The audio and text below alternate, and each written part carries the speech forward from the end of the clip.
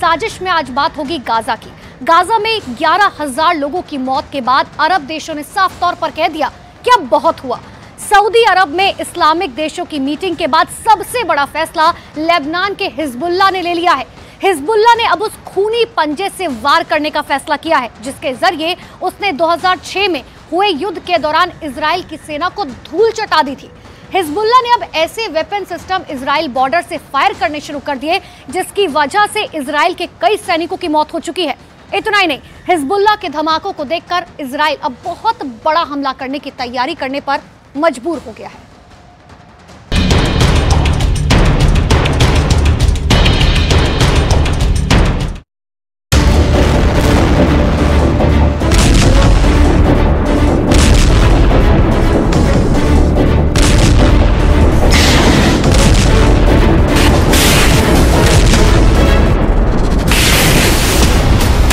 Hezbollah की नई warning को इजरायल को बहुत गंभीरता से लेना होगा। हिजबुल्लाह ने अपना पंजा दिखा दिया है। हिजबुल्लाह आगे क्या करने जा रहा है, इस वीडियो में उसके अगले एक्शन का साफ साफ इशारा किया गया है। इस वीडियो में हिजबुल्लाह का सबसे बड़ा सीक्रेट छुपा हुआ है।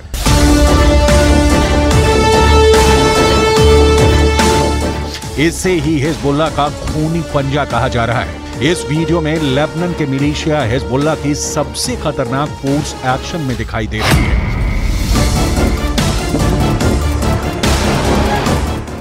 यह हिजबुल्लाह की ऐसी फोर्स है जिसे अभी तक हसन नसरुल्लाह ने छुपा कर रखा हुआ था, लेकिन अब इसका अंडरग्राउंड वाला दरवाजा खुलने जा रहा है। और अगर ये पूरी तरह से खुल गया तो समझ लीजिए कि इजरायल को बचाना अमेरिका के लिए भी मुश्किल हो जाएगा।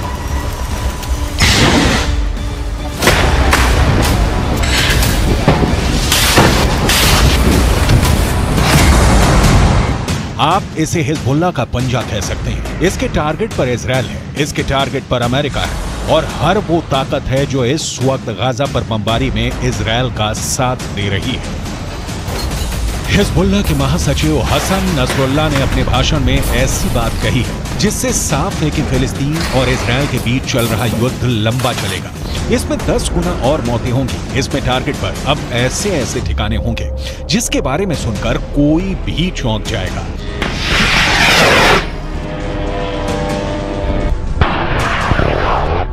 इस वक्त हसन नसरुल्लाह के एक एक शब्द को डिकोड करने की जरूरत है, क्योंकि इस बार हिजबुल्लाह ने ऐसा धमकाया है जिसके टारगेट पर सीधे बेंयामिन नेतन्याहू है।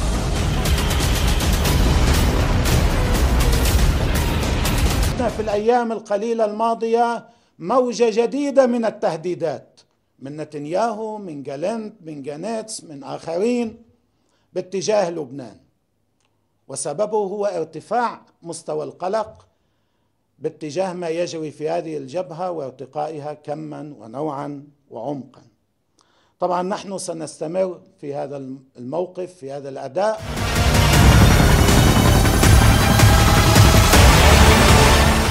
हसन नसरुल्लाह के भाषण के बीच हिजबुल्लाह का नया वीडियो देखकर इजरायल की सेना बहुत ज्यादा हैरान है, क्योंकि हिजबुल्लाह का पंजा अब अमेरिका और इजरायल का खेल बिगाड़ सकता है।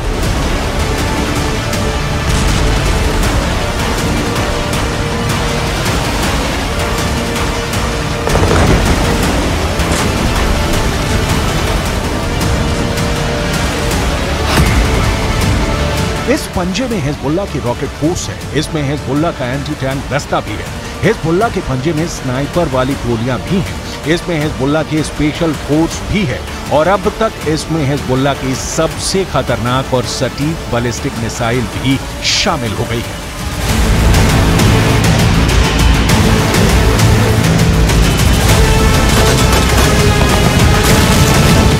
ये इशारा हिजबुल्लाह की तरफ से बार बार दिया जा रहा है कि गाजा में बहुत हुआ, अब इजरायल को सबसे बड़ी सजा देने की बारी आ गई है। हमास के बाद हिजबुल्लाह इजरायल का सबसे बड़ा दुश्मन माना जाता है और हसन नसरुल्लाह के इस बात ने ये बात 100% साफ कर दी है। المطروح من المقاومة العراقية كما من اليمن كما من لبنان، إذا أردتم أيها الأمريكيون أن تتوقف هذه العمليات في جبهات المساندة، أن لا تذهب المنطقة إلى حرب إقليمية، عليكم أن توقفوا العدوان والحرب على غزة. هذه هي المعادلة. ولن يستطيع أحد أن يضغط على حركات المقاومة أن تقف وأن تسكت وأن تصمت وأن تتخلى عن مسؤولياتها على الإطلاق. अब देखिए हिजबुल्लाह की हसन नसरुल्लाह की कौन सी ताकत।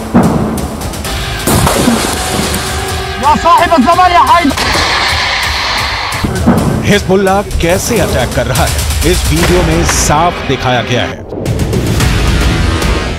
दक्षिणी लेबनान में पहला धमाका और फिर कुछ सेकंड बाद हुआ दूसरा धमाका। यह लेबनान का गांव कफार किला है और यहां इजरायल ने जमकर बम बरसाए। यह इजरायल और लेबनान के मिलिशिया हिजबुल्लाह के बीच डायरेक्ट युद्ध है जिसके शोले अब पूरी दुनिया को जला सकते हैं।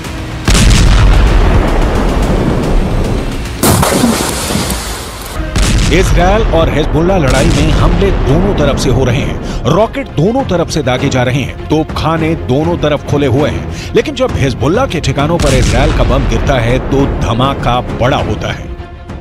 हिजबुल्लाह और इजरायल की टक्कर इस वक्त तीसरी स्टेज पर पहुंच गई है। हिजबुल्लाह ने अपना पंजा निकालने का फैसला कर लिया है।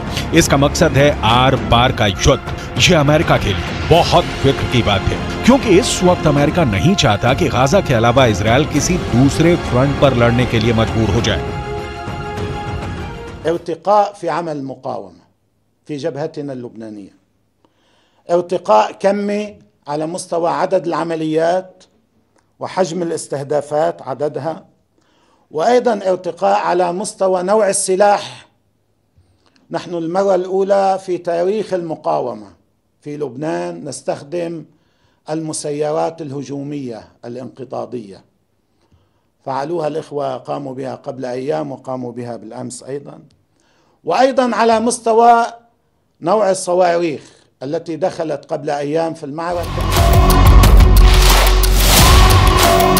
अब तक गाजा से अलग इजरायल लेबनान बॉर्डर पर जो युद्ध चल रहा था वो धीमा होने की बजाय तेज हो गया है। इस लड़ाई में हिजबुल्लाह के 70 से ज्यादा लड़ाके इजरायल के अटैक में मारे जा चुके हैं, जबकि इजरायल के 9 सैनिक हिजबुल्लाह के हमले में जान गंवा चुके हैं।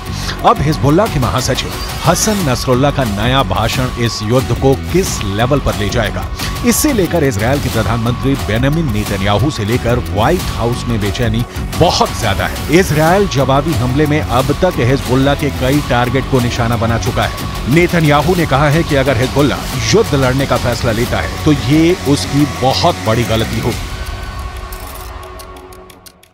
الذي يستطيع أن يمنع أن يوقف هذا العدوان هو من يدير هذا العدوان، وهو أمريكا هي التي تستطيع أن توقف هذا العدوان। हसन नसरुल्लाह का पूरा फोकस इस वक्त गाजा पर है। हिजबुल्लाह ने अब तक जो भी हथियार दिखाए हैं उसका उसने प्रैक्टिकल भी करके दिखा दिया है। लेबनान और इजरायल के बॉर्डर पर इजरायल ने जितने भी सर्वेलांस उपकरण लगाए हैं उनको पूरी तरह से तबाह कर दिया है। इन टावर्स को इजरायल ने अरबों रुपए खर्च करके लगाया था। पिछले 15 सालों में उसने लेबनान बॉर्डर पर निगरानी का जितना भी इंतजाम किया उसे हिजबुल्लाह ने एक झटके में खत्म कर दिया। इजरायल का दावा है कि हिजबुल्लाह के पास 1.5 लाख से ज्यादा रॉकेट हैं और इन रॉकेट्स के निशाने पर उसके हाइफा और तेल अवीव जैसे शहर हैं। ये रॉकेट इजरायल पर गिरे तो इजरायल के 2 बड़े शहरों का काम तमाम हो जाएगा। التي نسميها البركان والتي تستهدف بها المواقع. البركان صاروخ زنة المتفجرات الموجودة فيه ما بين 300 كيلو إلى 500 كيلو، يعني نصف طن. لكم أن تتصوروا نصف طن من المتفجرات يقع على رؤوس المواقع الإسرائيلية في المنطقة الأمامية وفي الحدود.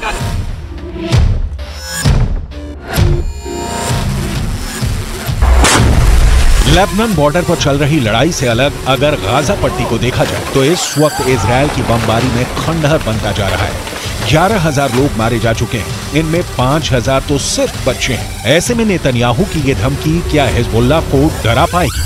क्योंकि नेतन्याहू ने साफ कर दिया है कि युद्ध करना हिजबुल्लाह की जिंदगी की सबसे बड़ी गलती साबित होगी।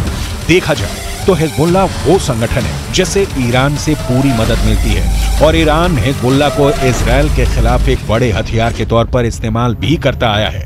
लेकिन इजराइल ने अगर हिजबुल्लाह का हाल हमास जैसा करने का फैसला किया तो लेबनान में वर्ष 2006 वाले युद्ध की तबाही दोहराई जा सकती है। 2006 में हिजबुल्लाह और इजराइल के बीच 34 दिन तक युद्ध चला था। तब इजराइल के 121 सैनिकों को मिलाकर 160 लोग मारे गए थे, जबकि हिजबुल्लाह के 250 लड़ाकों समेत लेबनान के 1,200 लोगों की मौत हुई थी। यह युद्ध संयुक्त राष्ट्र के दखल के बाद सीज फायर के साथ खत्म हुआ और इजराइल को लेबनान से पीछे हटना पड़ा था। हिजबुल्लाह 2006 में हुए युद्ध को अपनी जीत बता रहा है, लेकिन उसे बड़ा नुकसान भी उठाना पड़ा था। इसीलिए अगर इस बार भी हिजबुल्लाह को नुकसान उठाना पड़ा तो समझ लीजिए ईरान को भी बहुत बड़ा झटका लगेगा। वैसे नेतन्याहू भी यही चाहते हैं, लेकिन उनकी यह ख्वाहिश अब पश्चिम एशिया को बारूद के ढेर पर बैठा चुकी है। गाजा में जिस तरह की बमबारी हो रही है उसने पूरी दुनिया को जैसे सबसे मिला दिया है।